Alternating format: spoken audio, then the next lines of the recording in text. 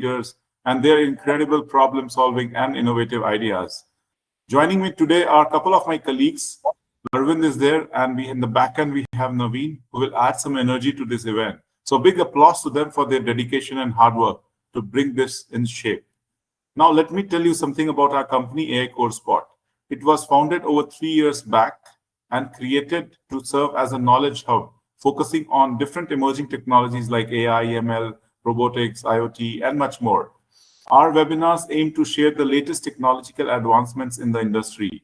We dive into various tech sectors, unveiling a fresh theme every month and steadily gaining momentum. Our goal as a platform is to become the leading AI-driven community worldwide, where individuals like you with similar interests can contribute to mutual growth and success.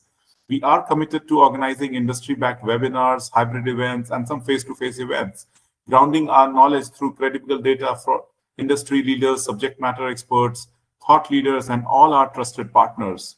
Additionally, we fine-tune our content across various digital platforms, which includes videos, blogs, podcasts, newsletters, and much more to shed light on this ever-evolving industry. Now, coming about today's webinar for which you all are here for. As I said in the beginning, a really exciting topic is up for today, which is from static to spectacular, AR and VR, reimagine live event experiences. Our speakers will provide details and deep dive in few topics like AR, VR, XR, technology and content management, which is behind the same, economic drivers, future, what is there in scope, and lot many, which is going around in the immersive experience space. Our expert panels will share valuable insights and engage in thought-provoking discussions that you won't want to miss out. Now let's kick off the discussion with some quick highlights. Meet our community partners for today. We have 3 great companies, which includes NBC Universal, Infovision, and Dow Jones Live Journalism, who played a crucial role in making this webinar a success. Also, a big thank to all our attendees. Your time and presence means a lot to us. We appreciate your being here to achieve your goals and connect with the fellow participants. Our platform's main goal is to help you gain valuable insights and build meaningful relationships. So if you leave with a few innovative ideas or build new connections, we'll consider it a good job. Now let me introduce our esteemed speakers for today. Our first speaker is Ashwin, who is Senior Director, Enterprise Product at NBC Universal. Our second esteemed speaker is Elena. She is Director of Emerging Technology and Innovation at Dow Jones Live Journalism. Our third speaker and moderator for today's event is Arindam Lahiri, who is AVP at Infovision. Just one-liner disclaimer before I hand it over to Arindam. The views shared by all the speakers are their personal ones, and it's not related to any organization which they represent for. So now over to you, Arindam, to begin this exciting panel discussion. Hey, thank you, Nitin. And thank you, Elena. Thank you, Ashwin, and that team for putting this up together. Really appreciate that. And of course, everyone in the panel and the audience, thank you so much for your time. So, as you can see, this is a very exciting topic, right? And this is obviously talking about virtual reality, AR, VR, and the whole spectrum of that universe where the world is heading. And as a matter of fact, we are doing it virtually, right? So it's kind of a little tiny step towards that. So, in this case, I would really want to start and set the foundation as to what AR, VR, XR, all these buzzwords and everything and all that stuff that is going on. What does it really mean? So maybe Ashwin, I'll start with you, and maybe you can give us like some understanding of the world of AR, VR, and then I'll come to Elena to you as well. Ashwin? Thank you, and hey everyone, Ashwin Katta, Senior Director, Enterprise Products at NBC Universal. I've been in the media industry for almost like 20 years now, worked in media and entertainment, social media and advertising. So it was a quite exciting journey throughout my career. And throughout this journey, I have seen mobile ecosystem, right, kind of evolve and explode, right? But at the same time, which is great, right? But at the same time, there are limitations with 2D medium of communication, right? So so I think I'm the part actually I'm most excited about a future with some of these immersive experiences, especially with extended reality, is the kinds of use cases this will be opening up for everyone across the spectrum, right? So let me just talk about a few things specifically in the most simplistic terms, how I see VR, AR, MR, and broadly extended reality. In a simplistic terms, so virtual reality is a digital experience where a user with a headset is immersed in a digital experience where the user is able to interact with digital elements, right? That's in a very simplistic terms, right? There are tons of use cases, obviously, in the VR space already, and then predominantly sports and entertainment, live events, right? So like music concerts, conferences, right? So those are pretty compelling, use cases for VR. And live sports, which is one of my favorite actually.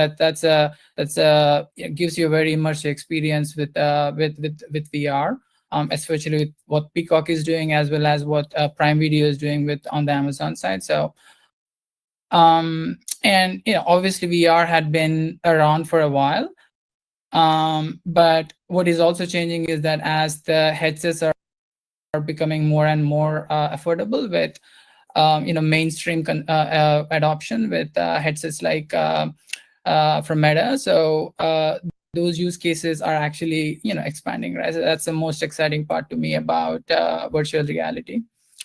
And then and just talking about like augmented reality, right? So that's been around for a while now. So in a very simplistic terms, this is where you'll be able to see a view of the real world with an overlay of digital elements, right? So very simple example, right? So in retail, this is already being used, where using your phone you're able to see how a furniture might look like in your living room. It's a very simple example. Like even social media had been using AR experiences, for a while now with Instagram and Snapchat. You're able to actually create these pictures, fun pictures, on the fly, right? So AR, and it's also it's been predominantly used already, right? Then mixed reality is the other immersive experience, and this is the way I look at it. This is a view of the real world with an overlay of the digital elements, where the real world elements are able to interact with the digital elements, right? This is quite exciting, right? And this is actually evolving quite a bit. And then with the recent AI innovations, and also wearable innovations from Meta with their Quest headset, and Apple with their Vision Pro, and also startups like Loomis and Enrio. This has opened up a lot more opportunities in the mixed reality space. There are tons of use cases in the mixed reality space. I think predominantly on the enterprise side is where most of the use cases are, just because where the ecosystem is with mixed reality. So there are like use cases in equipment training, industrial design, and lots of use cases in the healthcare space, where healthcare providers are able to collaborate in real time.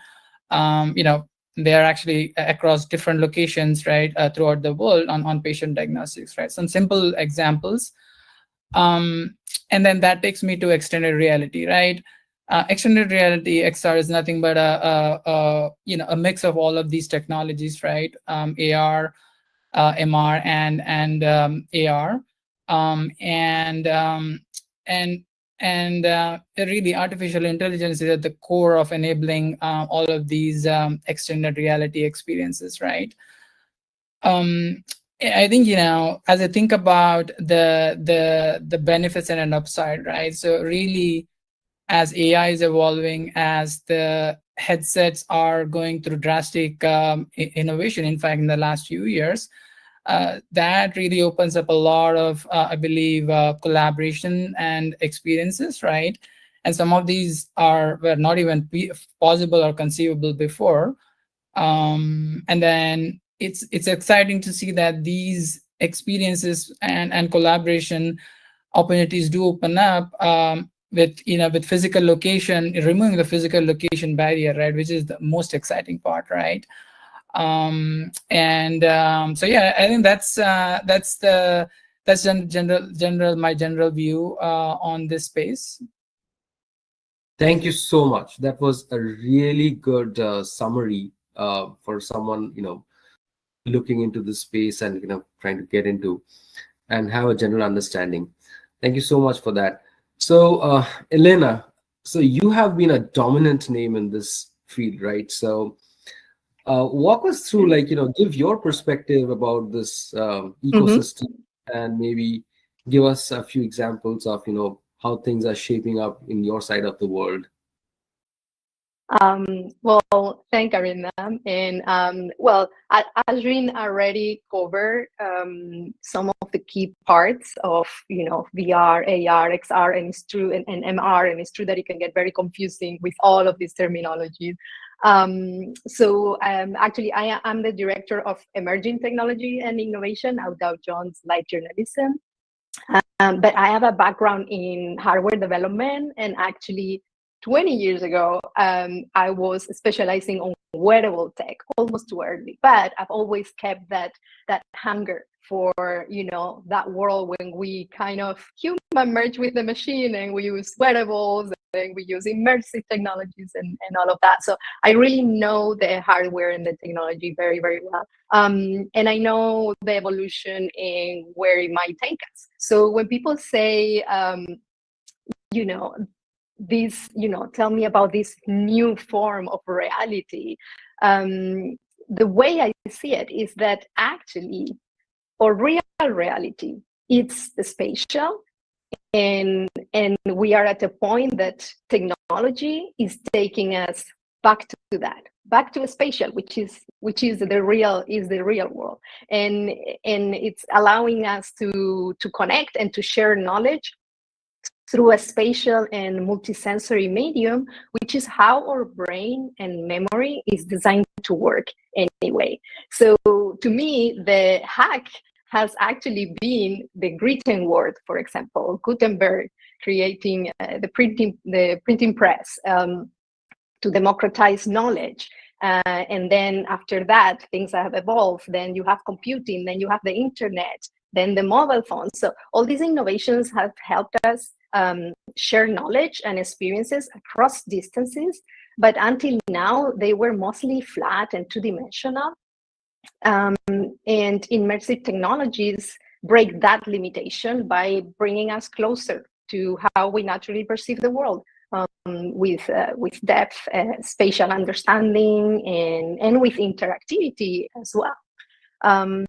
So that's just that's just for me the natural evolution of technology and where we should be at, and it's going to keep growing. I know that the hype now is all about AI, but immersive technologies keep growing in the background, and we need to focus on them. But if I speak specifically about events, actually, I just wanted to mention quickly that on top of everything that Ashwin has already mentioned, we have, I'll give just some examples. We have a few projects on what I call hands-free experiences. So you have experiences on devices and on wearables and glasses and so on, but the hands-free experiences are these experiences that are, let's say, shared and immersive, but the user doesn't need any kind of device, and that's great for events. So the XR Smart Stage, the extended reality stage, is we used it actually at the Wall Street Journal Tech Live. In one of the events that we had to pivot last minute because of COVID lockdowns. And this is an LED stage which has the floor and the walls to project a 3D environment that is created on a game engine like Unreal, for example. And it uses real-time camera tracking to keep the 3D visuals behind the speakers always in the right perspective. And it's a technique that is well known in the film industry, for example, for for Disney Mandalorian movie and so on. But now it's more and more widely used at events for immersive keynote presentations, where everyone can see. So there is no green screen. Everyone can see what's happening. So it's truly great, and you can do AR on it, and you can teleport the speaker, for example. So that's something that can happen in a hands-free way. We have also holograms, and this is a way of having a 3D animated visualization that feels like ethereal, like you have content floating in midair. And we have used this for some of our sponsors, like Lufthansa and Simon Kucher. Actually, yesterday in an event in Singapore, we had the hologram. We also have a smart mirror, and actually I'm very proud of this one myself, because a smart mirror is not something that you can just buy off the shelf. So I had to build it. So I took some open source code software and some my DIY skills that I love, and I created this smart mirror. And now we use it at most of our events, and it overlays. It's a real mirror, but it overlays dynamic content through your on your reflection. And we also have a portal which connects virtual attendees in VR to real attendees, and it's a portal on a wall. We also have lots of other VR experiences that I will tell you more about through this panel. But overall, I think as immersive technology continues to evolve, we'll see events that aren't bound by physical or geographical limitations, allowing for richer, more interactive experiences that engage all the senses and create deeper connection between attendees, regardless of wherever they are in the world. That was really helpful, and it kind of gives us a larger and broader perspective in terms of the possibilities, right? So that was very helpful, Elena. So, as I hear through both, what both of you said, it really feels magical, right? And but one would definitely want to think a little bit more and see, like, what really goes behind this magic. What's going on, right? What are the technologies and the tools that make it really happen? Ashwin, could you walk us through a little bit on that front, like what goes on behind this? Absolutely, and Lena, thank you. So insightful, overview, right? So thank you so much. Absolutely, so excited. That's a good question, Randon. Right? If you look at the XR ecosystem, right? So really, there are so many organizations, right, including the big tech companies, trying to build, an ecosystem, right? And it's only growing, right? Like not just big techs, right? There are startups everywhere across the globe that are building these XR experiences, right? And there's a lot of proliferation, right? Obviously, right? So if you are an organization, right, or a small business, right, or a medium business, right, and if you are looking to if you're looking for a distribution ecosystem, right, that has the most ROI for your investment, right? So then I think you probably want to start with the adoption, right? So if you look at that, like from consumer wearables point of view, right? So Meta is their Quest and headsets are at the top of the adoption, right, from consumer devices point of view, right? So staying on distribution, I think that's a good of course, like every organization and group has their own goals that they should evolve, but it's probably prudent to starting with an ecosystem that has the biggest adoption, right? So Meta's XR ecosystem is a good choice, right, for most folks, right, looking for ROI. But again, like that also depends on the use cases, right? So some enterprises might have different types of use cases, that may not be suitable for. May be suitable for different ecosystem, like an Apple ecosystem or other ecosystems, right? So I think just staying on that, right? So that's a pretty big market share that Meta Quest ecosystem has, right? So almost like more than 75% of the global share if you look at the last a quarter or so, right? And then in terms of content, right? For something like a Meta, XR ecosystem, there are a couple options, right? So one is a native app that you could be building. Another option is Meta does provide a Horizon World ecosystem, right? That you could be using to power your experiences. And that comes with pre-built templates, right? That Meta already provides, right? In fact, like even in Horizon World, you can actually look at live events, right? Music concerts and all of that. Meta does provide a lot of tool sets, right, to build both native apps as well as building upon new virtual worlds on the Horizon World platform, right? So there are quite diverse tool sets that are being provided by the company. And obviously, if an organization chooses to go with a different ecosystem, right, and each of these companies do provide different types of tool set. So that's that, right, on the distribution and the ecosystem side. And in terms of content creation, there are a few things to think about, right? So, if someone's looking to distribute video content, right, then you'll need to consider the hardware and equipment cost. Like, you'll need to consider 360-degree video equipment. And then for mixed reality experiences, there's more, right? So, that's where the mixed reality staged environment and all of that comes into play. Really, like, depends on the type of experiences that you're looking to enable. There is that logistics and equipment aspect that has to be taken into consideration, like, from content creation and distribution point of view. Obviously, as we know, like, there are tons of AI tools at this point, and every month there are more AI tools that are coming into the market. And that's only going to evolve over the next few years, right? So I think, what that means is that for content creators, there's actually a lot more tools that are at their disposable.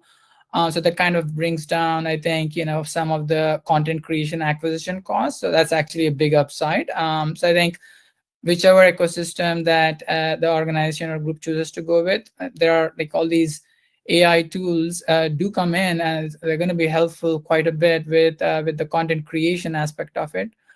So yeah, I think that that I think is how I'm thinking at it. And especially, and I just even if you look at some of the live experience, and you can check it out even on Meta's Horizon World experiences, there are different kinds of live events that happen throughout the week. So there is that adoption already that's happening, right? There are live music concerts that you can experience. There are live interviews that you can experience, right? So all these use cases are already happening in this ecosystem, and I'm sure it's happening in some of the other ecosystems as well. But that's kind of how I think how to think about it, right?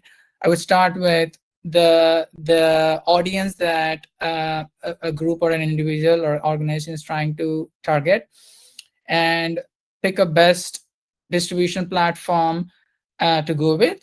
And then I think those are those are the two key things I would start with, and then I think then the rest of the aspects of content creation and distribution just kind of fall in play. That's a very good explanation, Ashwin. Thank you so much. Elena, anything from your end? I mean, you're always having I was gonna add. quizzes in your kitty. Yeah. Yeah. No, it's just interesting because we used a lot of these at our events very specifically. So I think our approach is less looking at distribution at this point and more looking at experiences for a specific date that we plan and we promote. And so I just wanted to say that on our side, we have been creating our own spaces, and those are options that can also be valuable depending on your use case, as Wayne said, depending on your use case.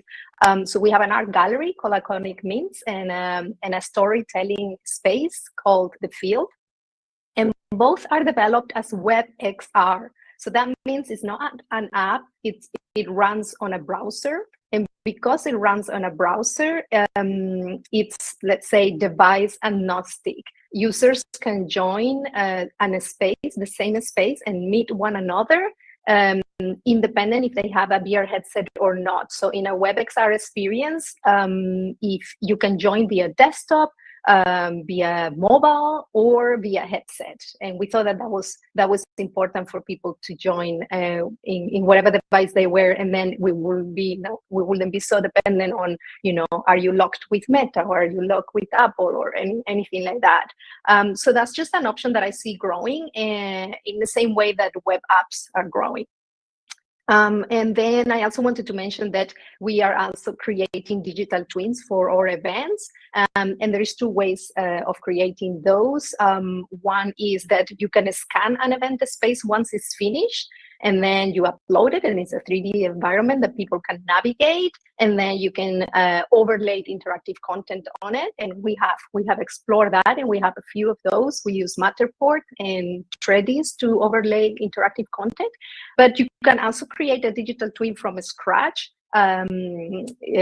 with digital tools, and we use Midkai to create those spaces, and actually they create an AI concierge. So wherever you go in the event, you have a concierge that tells you more about the experience, and it's trained using AI, obviously trained specifically with our event information. So these are other ways that you can go around it, but then there is not a clear distribution channel, which is very important. That's because we promote it ourselves. So that is very helpful. And as we are talking, I mean, what is really coming out is the users, the community, they are not really locked to a specific set of platform or vendors, right? So the options are widely available to really express themselves and have the best out of it, right? So this is a good news from the technical community and for the creators. Now, Elena, if I could stay with you on this topic itself, on looking on the flip side of it, like now that we kind of, we definitely see with the technological advancements and everything, there is obviously a concern in terms of sustainability, right? We are becoming, as a race, more conscious about our choices and what we are putting out.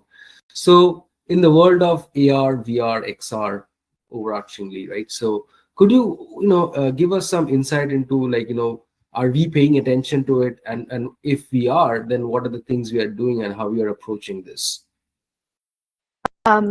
It's a great question, and actually a great solution that we have here, and that I really hope adoption keeps growing because of that. So at Dow Jones already, event sustainability is something that we are well known for and well awarded for. It's not an afterthought. It's discussed from day one, from the selection of materials at an event, recycling, upcycling initiative, post-event donations, composting, nothing goes to waste. But in terms of immersive technology, the impact of virtual events like this one and VR experiences, which avoids the need to travel, it's already huge. You have to consider that air travel accounts for approximately 2.5% of global greenhouse emissions, and 2.5% might sound like little, but trust me, that is huge. And then also on site, you have to think that using a smart stage, for example, can cut physical set production costs by up to 30%, while drastically also reducing the waste produced from the set construction. What we have done more recently actually is an AR for sustainability initiative. I called it Decarbon, and that is the AR of carbon is actually capitalized. So Decarbon for AR canvas.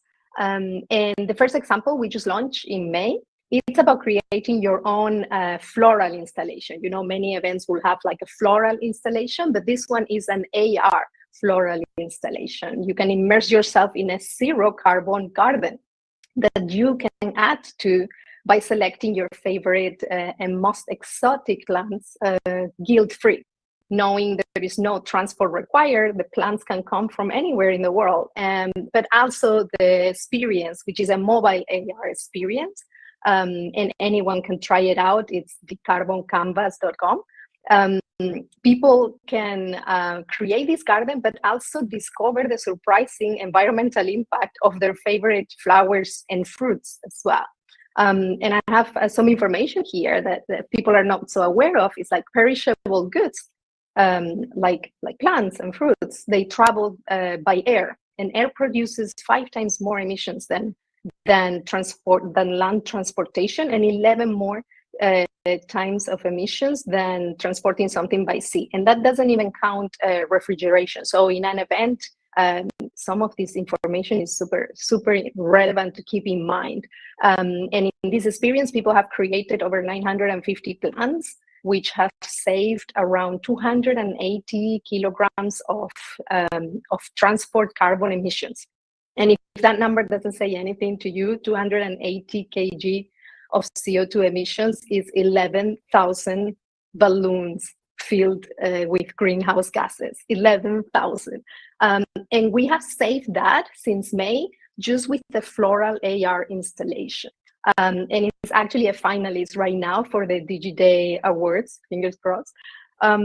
So, you know, I'm not saying that AR or VR or an LED stage does not use energy. Of course, it does use energy. But if you calculate and compare the energy consumption of a VR headset and the associated data streaming, servers, and cloud computing, it can still save around 300 times the carbon emissions of an event.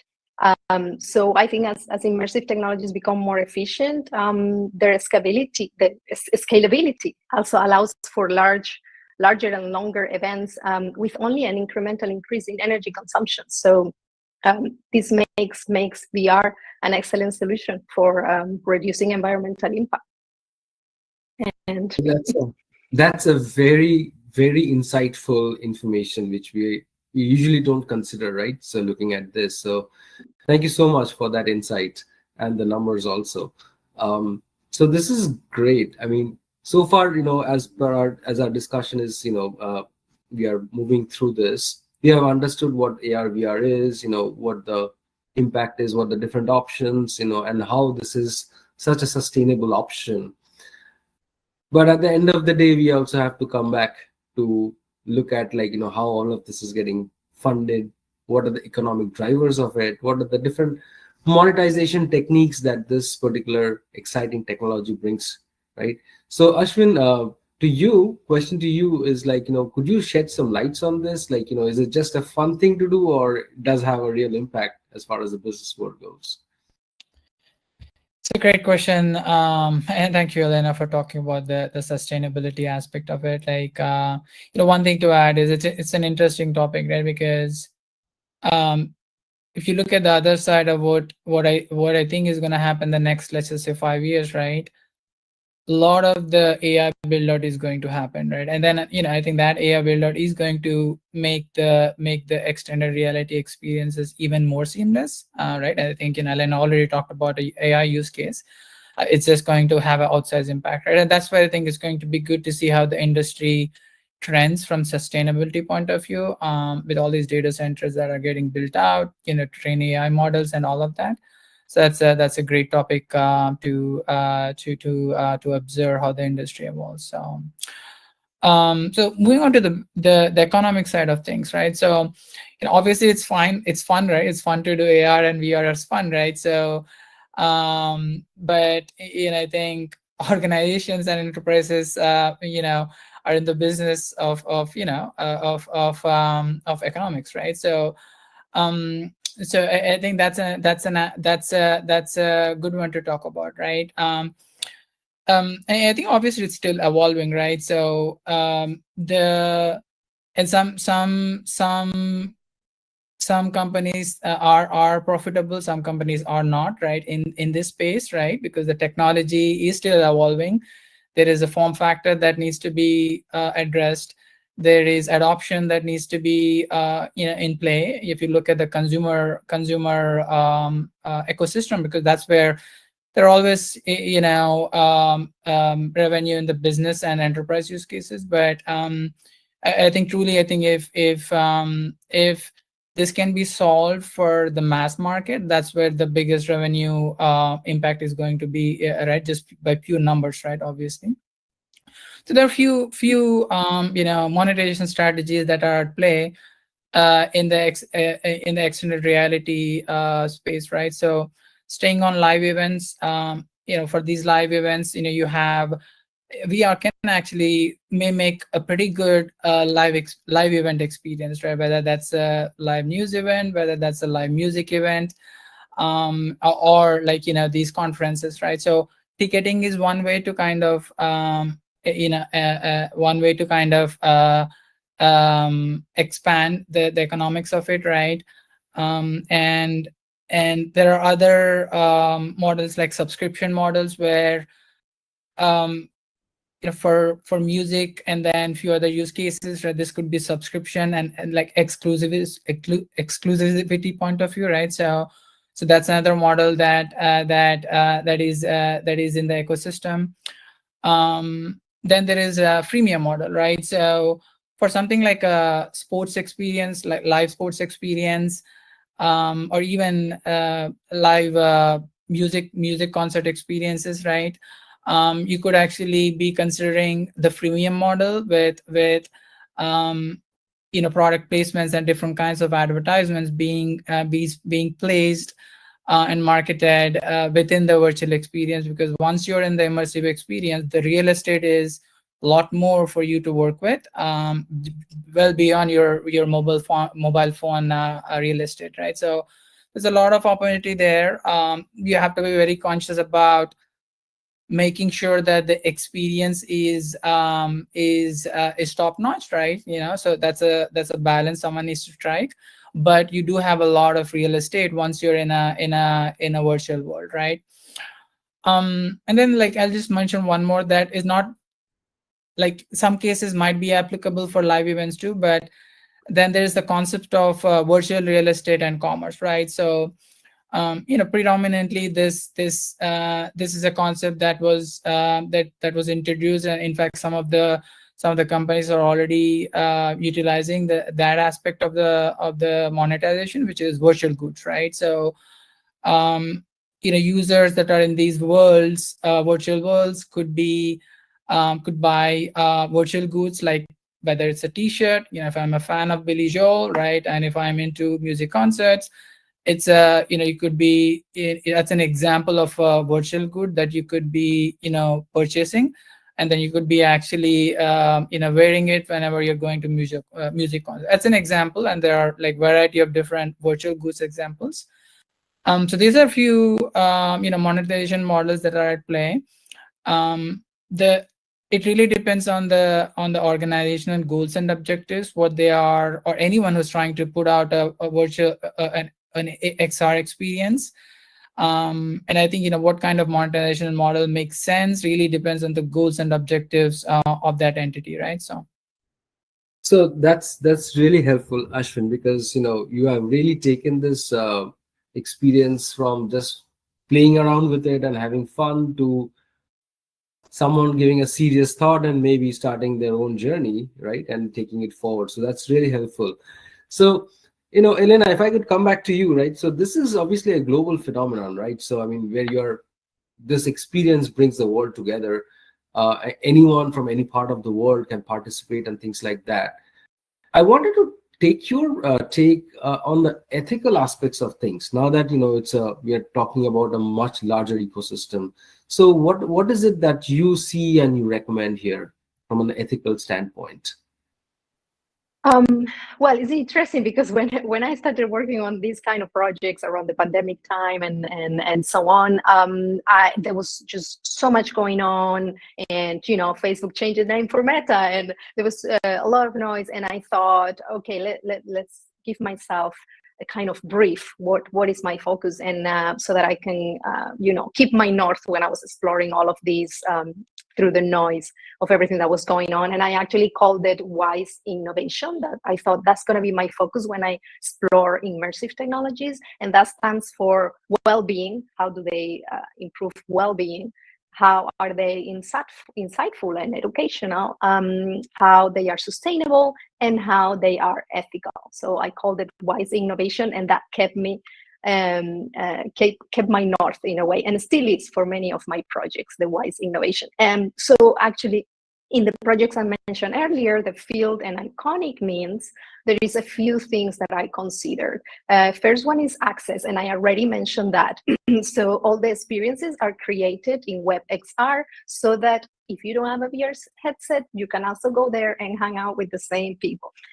So that has been very important part of ethical part of access. Also, obviously, VR overall, VR experiences are often open 24/7, so anyone in any time zone can join, and it's very easy to add captions and even multiple language and so on. And then there is the equality side. And this is interesting because it was a bit controversial. And actually, Ashwin just mentioned, you go to a VR space and you can buy clothes and, and in a way I see it, although that's great that we have this marketplace, I also see it that for other kind of events, you want to eliminate these elements of a status and you want equality. So I did this controversial decision of eliminating avatars. So what happens is when you go to one of our virtual reality spaces, everyone has the same avatar and they are anthropomorphic, but it doesn't have gender or ethnicity or clothes or anything to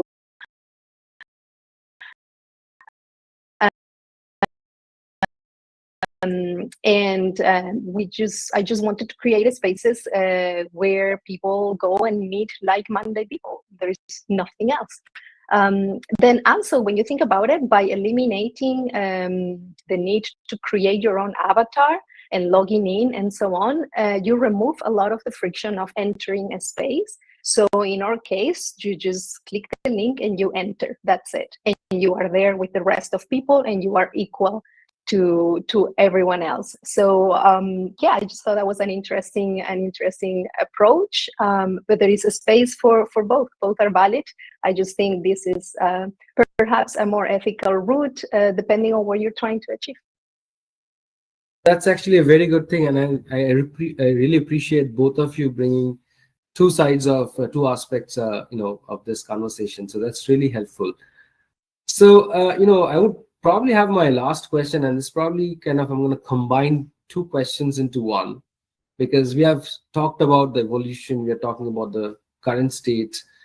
We want to go now and discuss a little bit and about the future of it, right? How does it look like?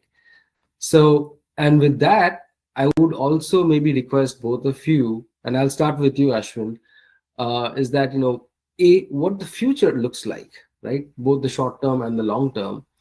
And what are the things we should really be careful about? Because every good technology, every new innovation has its pros and cons, right? As you have seen.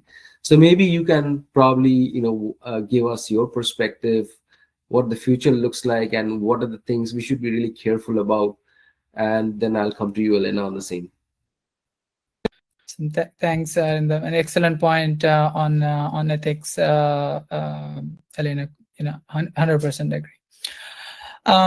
So that's a great question, Arindam. So I think let me take talk about a couple things, right? So just purely in terms of the things to watch out for, I think economics is one of them, right? So these experiences are not, the extended reality experiences are not for all the use cases, right? So I think that's one aspect to consider, right? So while it's exciting to see these immersive experiences, that may not be the right use case for a given organization or a group, right? So that's one thing to consider, because building the VR experiences is more expensive than your typical mobile experiences. And if you add in mixed reality, mixed reality experiences are even more expensive than your building out VR experiences, right? So that's something to consider. So I would say, before jumping into that landscape, to consider the financial model and be clear on what the objectives are,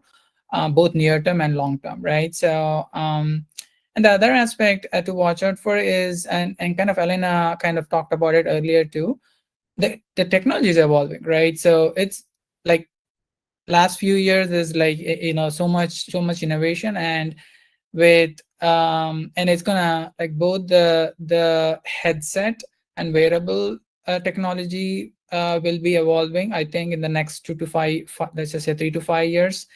And then you pair that with what you could be doing with artificial intelligence, with on-demand on-device AI, and some of the other edge AI use cases that are coming up.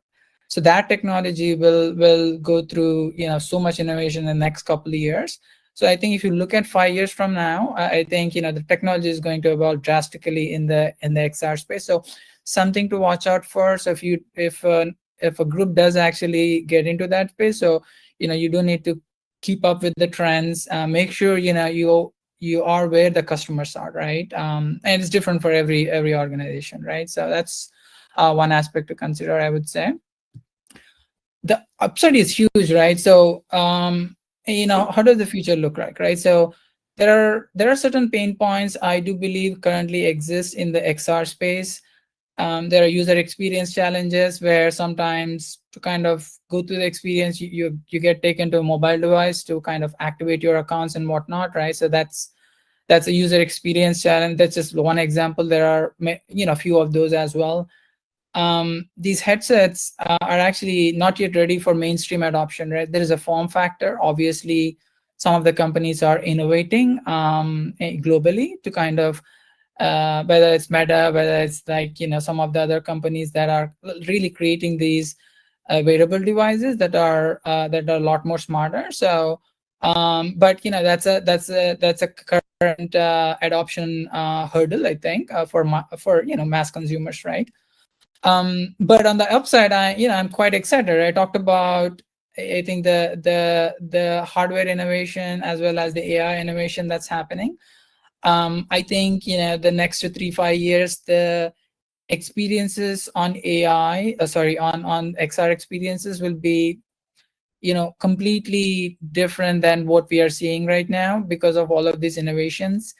And I think it's going to open up new use cases that no one is even thinking about, especially given you're removing these XR experiences kind of remove the physical location barrier, and it's sometimes the language barrier is also kind of removed with these experiences. So yeah, I'm quite excited, and I think especially with mixed reality, which is going through a lot of innovations, I think there are tons of use cases in the enterprise world, I think. So that's kind of how I see the next 5 years shaping up. Fantastic. Thank you, Ashwin, for that insight. Elena, what are your thoughts there? Well, I think on the software side, and it's been mentioned, it's definitely AI, but I just wanted to give an example of our own. We have created an immersive experience called sustainablehorizons.ai that anyone can jump in. And actually, it's an immersive story on how AI is helping us tackle sustainability challenge, since cities are responsible for over 60% of greenhouse gas emissions. But what is interesting is not only the story is about AI, the entire story was generated with multiple AIs. This was a very challenging project, but it was very, very exciting. So every scene, sound, phrase, everything is the outcome of a series of AI prompts combined with the oversight of human creativity, obviously. And we have the story script was done with AI. The voiceover is a clone of one of our own voices using 11 labs, images, video, the music, the sound effects, and so on. So that was a very exciting project on the software, definitely AI. And Ashwin already mentioned this. But then on the hardware side, I'm excited for two things. One is obviously the move into more, let's say, natural looking glasses, and they are coming. soon in the next 3 years. So that's very, very exciting. But then biometrics.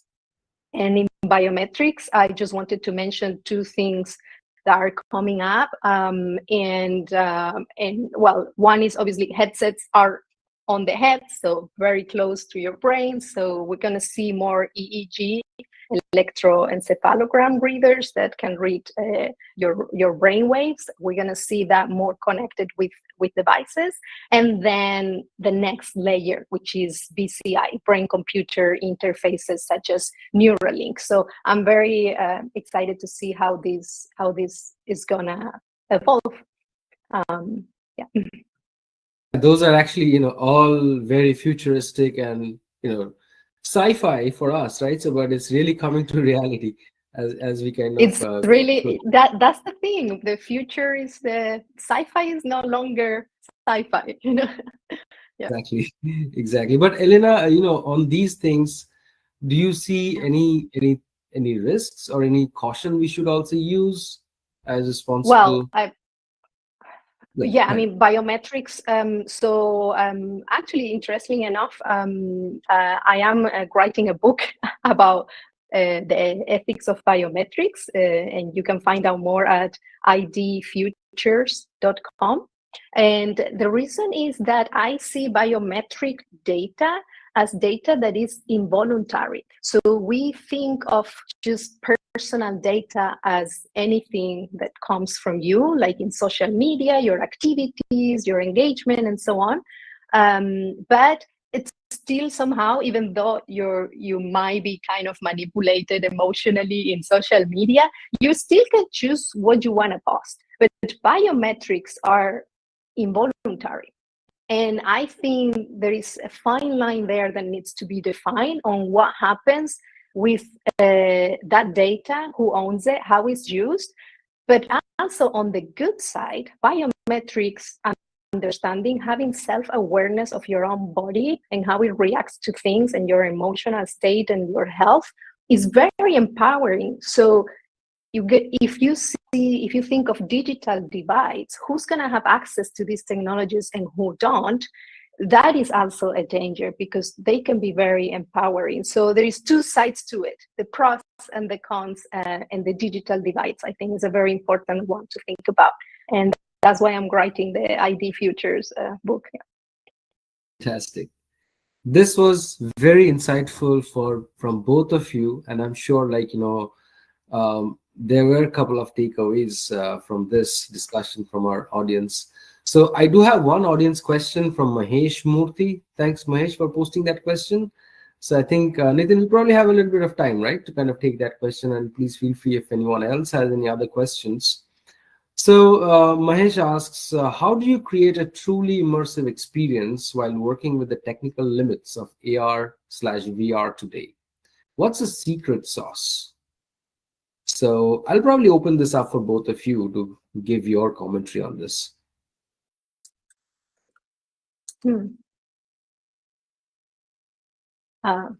Anyone? No. Shall I start? It's interesting. Yes, so go ahead, Elena. You got it. So I just wanted to say it's a very interesting question because actually, and I recently heard about this, when you say people, even like 20 years ago with gaming, they will be like, oh, wow, this game is so immersive and so exciting. We look at it today and it's like, oh my God, it's all pixelated. Like, who could play that? No? But I think it goes on stages as we adapt. But what's interesting is how, in a way, your brain gets tricked, and an experience doesn't have to be incredibly rich and detailed, because once you are in VR, for your brain is almost being in a dream world. And in a way, what I have experienced is that the brain kind of adds to the gaps, if that makes sense, like in any other story. And with very little, you can do a lot. The difference is if you're trying to do something extremely realistic and you don't have the capability, like faces or people, then if you don't have the capability, I will go towards designing something more dreamlike. because then the brain lets go and you can immerse yourself in it. If you're trying to be too realistic and you don't have the technology capabilities, then you end up in this uncanny valley that actually the brain just like reacts to it. So a dream world, a dream-like world, it's easier to get into, let's say. Yeah, I think that's the secret sauce, and that's a very valid point, right? So because you let your brain, do the rest of the story. Ashwin, did you want to add anything to that? No, I was going to say, I think, XR experiences are not for every use case. So I think it would be prudent to actually also assess that. And like for example, like Elena talked about couple, right? So you could already, for certain use cases, you could already create immersive experiences, right? Like media and entertainment, live sports is a very good example, right? So that's already happening. Right? Some of these are already a lot more immersive than watching it on a TV and whatnot, right? So it's already there. It's just that really depends on the specific use case, right? And then Elena kind of talked about how to navigate around if for those kinds of experiences, if the technology is not there, which I think is already very close and is just going to be drastically different the next 3 to 5 years anyway. So yeah. Absolutely, and just to echo your sentiments, like I think one of the classic examples is Minecraft, right?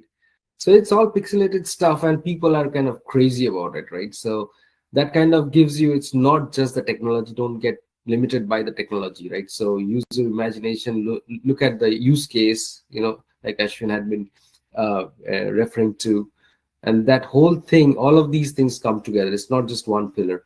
So I hope that answers your question, Mahesh. I don't see any other questions. So Nitin, maybe back to you. Sure. Thank you. Thank you, Arindam. I know we are on top of the hour as well. So,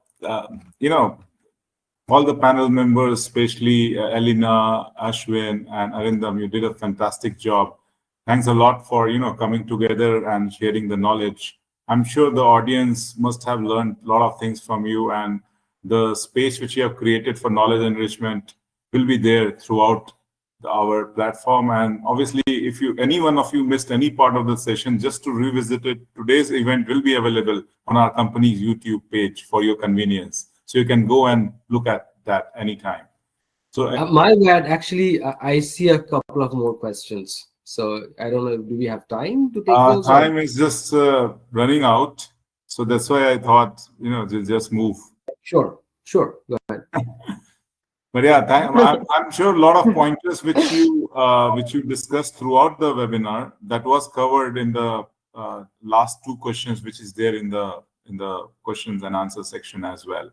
But yeah, I'm sure the audience must have got it everything. So just to give you a glimpse, we have a lot of events lined up in the next few months as well, which is focusing on different sectors such as banking, financial, insurance, telecom, retail, healthcare, supply chain, manufacturing, and the list goes on. So request to all the audiences, stay connected with us for this continuous learning. And for more technological updates, visit our website, which is aicorespot.io, and like our social media channels. We'll be sharing a wealth of knowledge, including details, announcement for upcoming events, and much more, which will aid you in registration. Look forward to your support. Please like and share our content on the social media. A heartfelt thanks to all our partners. Special mention about InfoVision, who is our knowledge and innovation partner, and Digit7, who is our technology partner.